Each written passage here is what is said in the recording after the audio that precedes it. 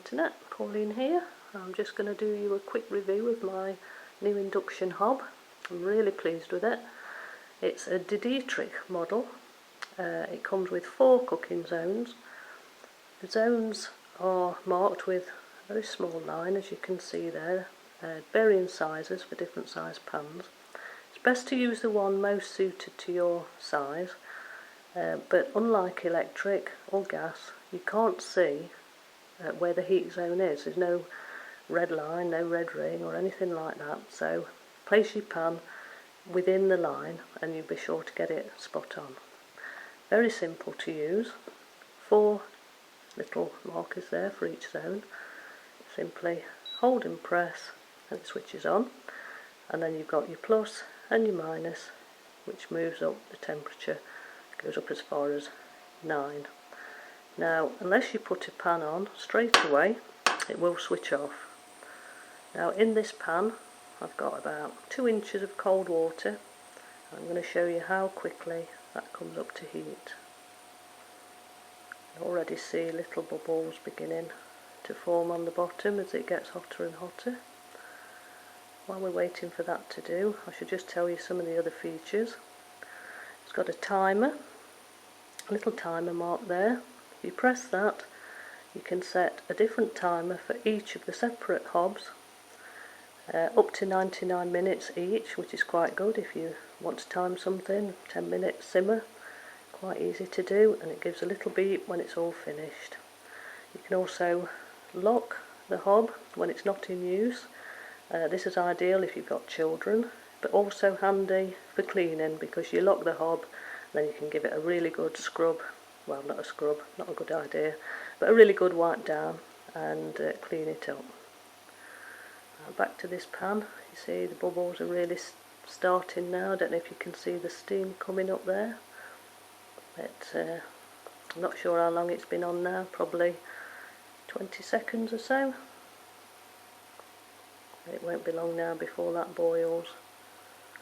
So really fast, really efficient. The temperature control is amazing. You can have it on number 9, really hot, and just move the temperature down and it's already reduced to just a very gentle simmer. Very unlikely that you can make it overboil if you're watching it. Another good feature is if the pan does boil dry or start to get too hot, it automatically reduces its own temperature to a safer level, thus reducing the risk of burn to your pan and to your hob. And as you can see now, that water is already boiling.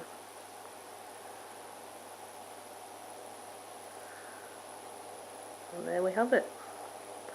I'll turn it down now and you can see how quickly. Take it down and see here, down to number 1, and already it's going off the boil, going cool. That's absolutely amazing. Happy to recommend it to anybody. That's the DeDeitrich hob.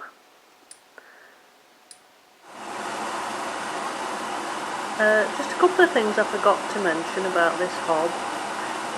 I'll just turn this fan down actually, because you might not be able to hear me. There you go. When the hob's been on, you do get a little flashing H. Now that tells you that that section of the hob is still hot. Now, it doesn't get really hot like a normal cooker or normal hob, but it does get quite warm. The actual heating element doesn't get hot, but the glass surface takes on the heat from the pan, the boiling water inside or the food inside, and it carries on down to the glass surface and can leave it quite warm. So for that reason it gives you a little flashing H sign whenever the hob zone is hot. Another thing I mentioned earlier was about the locking system. You lock it while you're cleaning and stop children messing about with it, but you can also lock it during cooking. So perhaps you want it on number 8 so that it's boiling away happily. But you don't want somebody to come along and accidentally turn it down by pressing one of the other hobs. So you can lock that and it stays at number 8 until you tell it otherwise. There is an override in turning off the hob, obviously for safety.